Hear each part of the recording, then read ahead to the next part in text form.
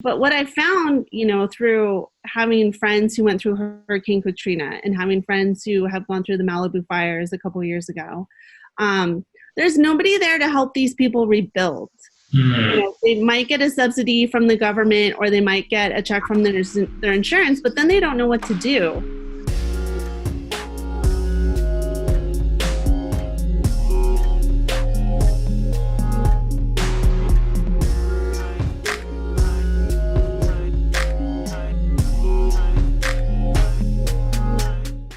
I think it's really cool. I mean, when I was doing my research, like you work so much with nonprofits. I don't know if you would describe yourself as a philanthropist, but it kind of seems that way from what I read. You've done work with like Architecture for Humanity, Habitat for Humanity. Could you tell us a little bit about the nonprofit that you're trying to found? Sure. So let me go back a little bit. When I was in PR, we did a lot of work with Doctors Without Borders and Acupuncturists Without Borders. And I thought both of those were really wonderful organizations where, whenever there was a natural disaster, wherever there were people in need, they had these professionals, that they could send to those locations so that people could receive the treatment or the assistance that they needed. But what I found, through having friends who went through Hurricane Katrina and having friends who have gone through the Malibu fires a couple years ago, there's nobody there to help these people rebuild.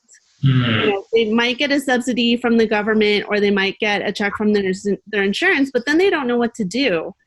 There's people, they still live in hotel rooms a year or two afterwards because they just don't know how to get back into housing. They just don't know.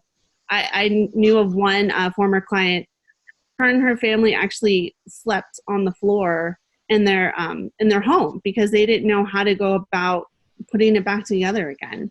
So I think it's really important to create an organization that can be there and that can help these types of individuals and families rebuild their lives after they've experienced a natural disaster.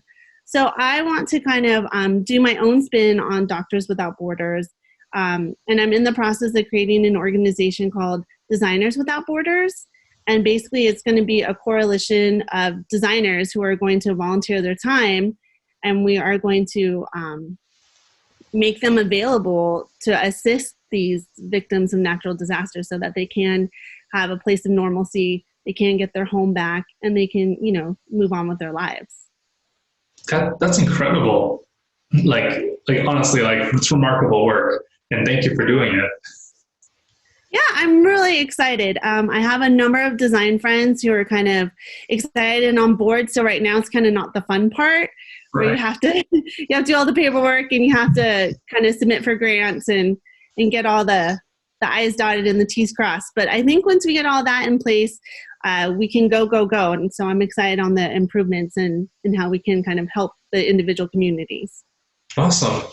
Has giving back to the community always been like a really important thing for you? I think so. I grew up as an only child.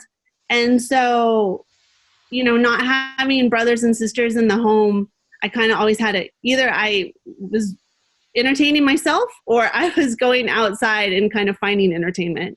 And so it's always been really important for me to kind of create my own. While I'm very close to my parents and I love them, you need more than just your initial nuclear family. So it's always been really important for me to kind of create a family outside of the home and kind of create a feeling of belonging. Because I think that's challenging too, especially having moved to a new neighborhood. I'm constantly trying to figure out how to integrate myself into this area or how to connect with new people in this town. And so I'm almost positive. For me, it's easy because I can go to design organizations. I have different ways to connect for support. But I think there's a lot of people out there who maybe don't have those same avenues or have those opportunities. And so I think creating as much community as possible just helps us support one another. It kind of, can fight against isolation or loneliness. And it just has so many benefits that you may not experience if you're not a part of one.